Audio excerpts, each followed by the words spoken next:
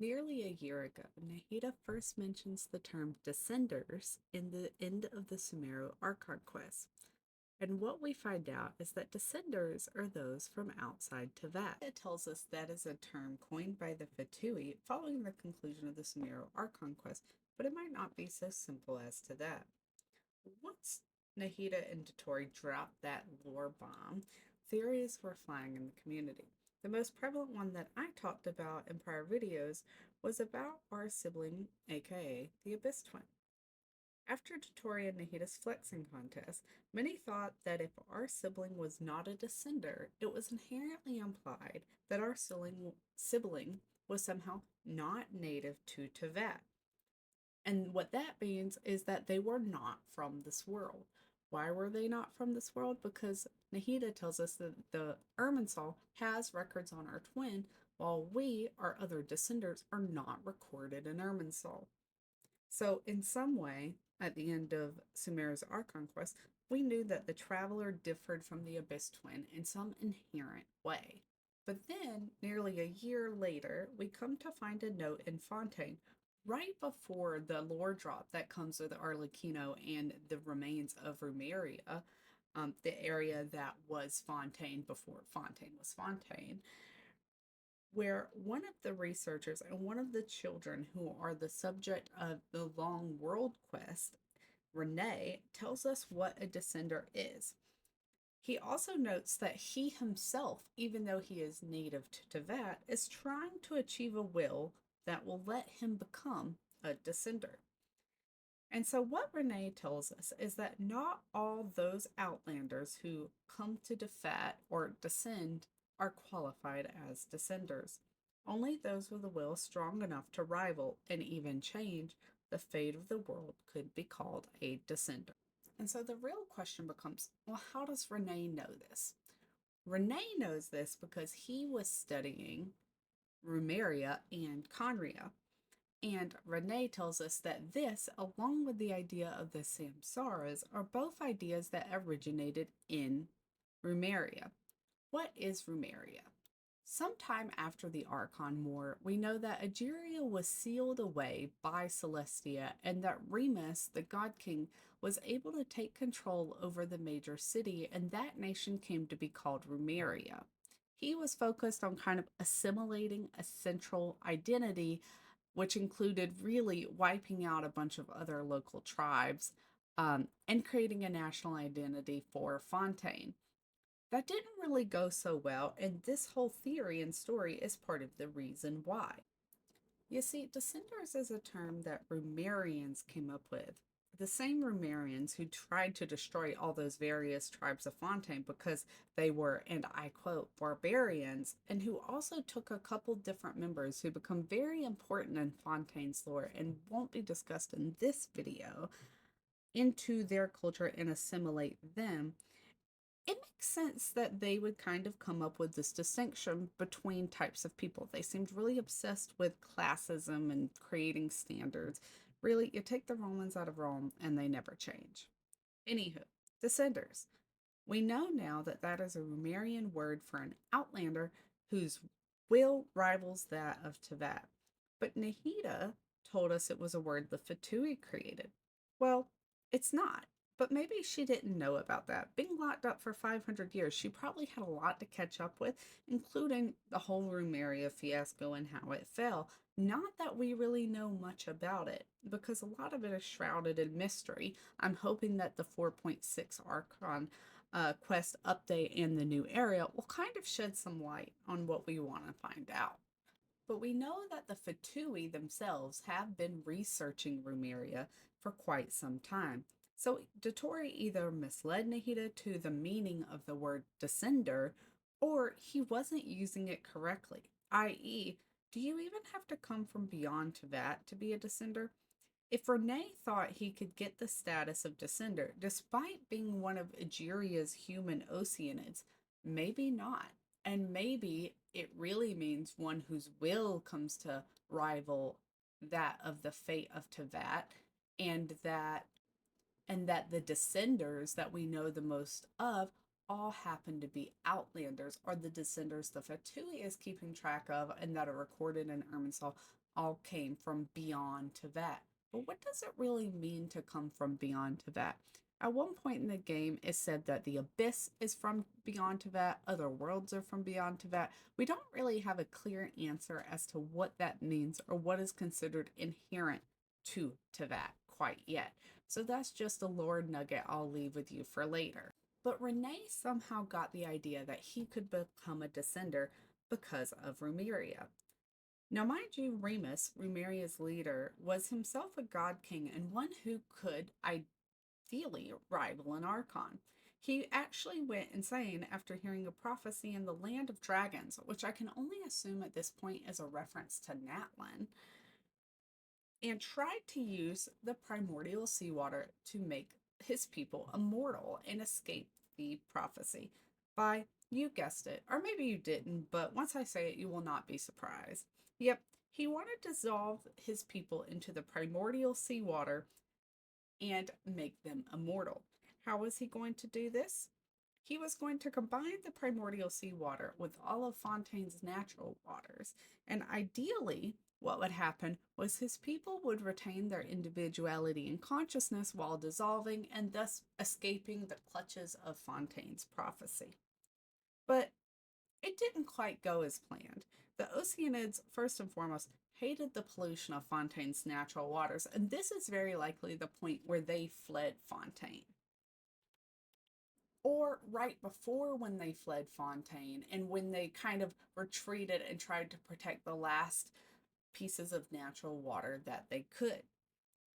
But this combining of Fontaine's natural waters with the primordial seed water created the golden ichor, and that is what I would like to theorize is likely the origin of Oisia, one of the two kind of elemental powers we come to find in Fontaine.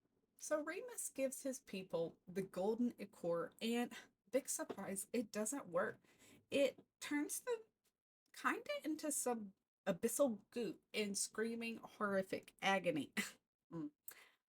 This is familiar, much like the description in Carter's story when he was dissolved by Rene. Because Rene was such a little genius, he figured out why Carter dissolved when he was given the abyssal energy and Jacob didn't. And it's important to note here one other distinction was that Jacob actually ate the flesh of a dragon where Carter did not.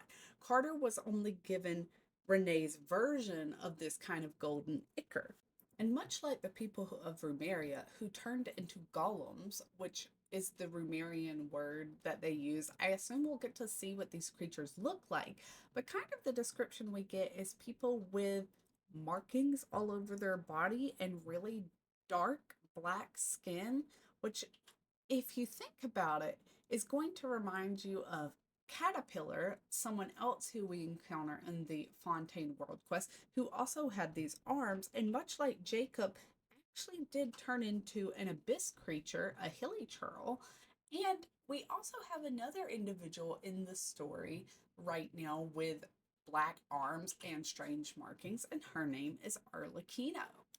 We know that Caterpillar was kind of created along the way by dissolving different consciousness and the mess that Carter, Renee, and Jacob had gotten up to. But when Carter dissolved into goop, much like the people of Rumeria, he turned into this black goop instead of a golem, and that might have been where we start to see the origins of Numa, the other darker type of energy we find in Fontaine. Jacob claimed Carter's will was weak, and that is why he dissolved into goop and couldn't survive. Renee, who's our little genius, came to a different conclusion that him and Jacob survived because they were more like Egeria in composition. That when Renee and Jacob were taken by Carl Ingold to Sumeru when he was an adventurer, they visited the heart. Yep, the giant tree in the desert thing. I can't say the name. It's in the Sumeru desert with that quest line. That is supposed to be, that tree is actually the remains of Egeria's consciousness, and something that Rene studied when he used Conrian technology to revive Jacob when he was dying in Sumeru. So Rene kind of decides at this point, in his research that Carter is not like Jacob and Renee, which likely means, and from here on out, we're switching into my theory. This is not exactly lore, but it is pulling from the lore to kind of make some conclusions that I think will be really interesting going into 4.6. So Renee finds that Carter is a different type of human. Jacob and Renee are much more like Egeria, i.e., they are Fontanian oceanid creations of Egeria, and Carter is something else. Carter is likely one of the descendants of Rumeria that when Egeria came back, she took charge of, which we can find in the description of Farina's weapon, the Splendor of Tranquil Waters, which means that the other people of Teyvat may dissolve if they were met with the primordial seawater. But we did that with the serial murder case in Vache. And part of me has always wondered why we took this side note in the Archon Quest in Fontaine to talk about Vache and the serial disappearances case, and what was Hoyoverse trying to illustrate to us. I think what they're trying to show us is that people from Fontaine do not dissolve when they meet with the primordial seawater, and that the Rumerians were very likely not the oceanic creations of Egeria. They could be, but for the sake of this theory, we're going to treat them as someone different. But see, Remus did something a little bit special, as did Renee, which is Remus combined the abyss with the primordial seawater, or when he mixed the primordial seawater with the natural waters of Fontaine, it created the golden ichor, which is the thing that dissolved his people. And Renee does the same thing. One, Jacob eats the flesh of a dragon, which I don't know where to put that for now. If you have thoughts, let me know in the comments. But Renee brings Jacob back with Conrian technology. And then later, with primordial seawater, he experiments on him some more, and it goes okay for Jacob does become an abyss herald over time, and it does give all those properties that Remus was looking for. Jacob is still alive today. He has longevity. It actually kept him from dying. He was very sick, so there are benefits to what happened, but it didn't go exactly as planned. But we're seeing the results of experiments that succeeded and experiments that failed, which brings me back to a more concerning idea about creation in of itself. And one thing that has bothered me since the end of the Fontaine Archon quest, and that is that Folklore said something very strange, that Egeria committed the same sin as the heavenly principles, creation. And if Egeria turned Oceanids into humans, couldn't the heavenly principles turn abyss creatures into humans as well? Or vice versa? Because remember, Jacob, over time, becomes an Abysslander after Renee's experiments. The Conrian people, with the curse of the wilderness, become immortal, and those that are half Conrian are those who leave Teyvat, enter Conria or the Abyss, and re-enter Teyvat, become Hilichurls. I think you understand that something about the people of Teyvat is just not normal. So just what did the heavenly principles do? The idea that she was the one who changed the world's fate on the first as the first descender kind of makes sense with this theory.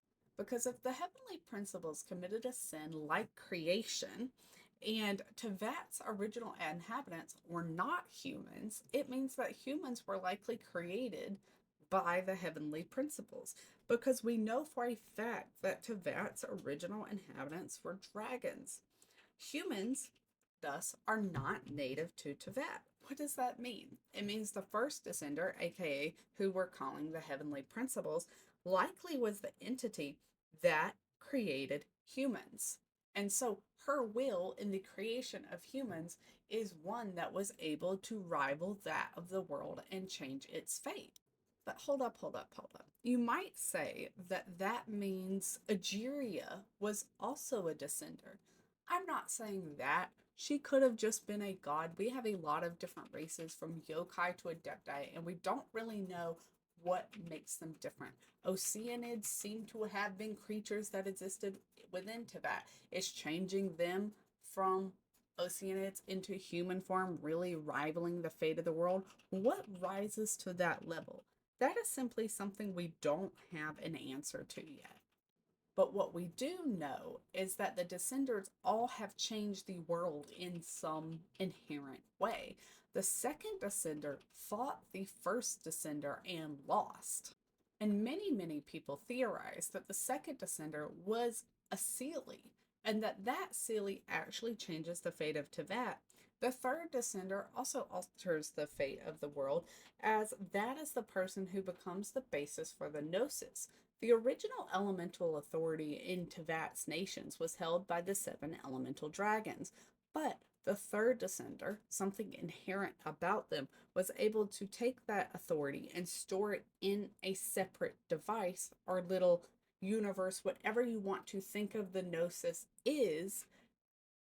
That is what the third Descender was able to do. So the fourth Descender, which is the Traveler, must be capable of something that is going to change the fate of Teyvat, and inherently, our sibling cannot do that. And that is why our sibling is not a Descender. Not to say that our sibling is not powerful, because remember, there are a lot of powerful beings in Teyvat who are not Descenders. The Archons, as we know them so far, are not Descenders. Neither was Remus, who was able to dissolve an entire race, or Egeria, from what we know either, who was able to create an entire race. So the fate or will of Teyvat is something that is bigger than all of that, but where the line is, we just don't know it yet. But what we do know, and kind of the conclusory point I'll make in this video before making a couple other wrap up points, is that it seems like no one really knows what it takes to be a Descender or what it takes to rival the wheel of the world. If anything, it seems like the Tsaritsa is trying to collect the Gnosis, which, if you remember, Skirk called them cursed and that they bring misfortune. Why something would bring misfortune when it comes from the remains of Descender is beyond me, and why you would want to collect seeds of misfortune is double beyond me. But the Tsaritsa seems to believe that she can gather enough power to have a will that rivals that of the heavenly principles, aka a will that rivals one that rivals fate itself. And yes, I know this is getting a little silly, but that the Tsaritsa herself, even though she is supposedly, from what we know, of Teyvat, can herself get a will strong enough, like Renee de Petrichor wanted, to become a Descender and rival the will of the world itself. And what that also means is I doubt the Tsaritsa is alone here.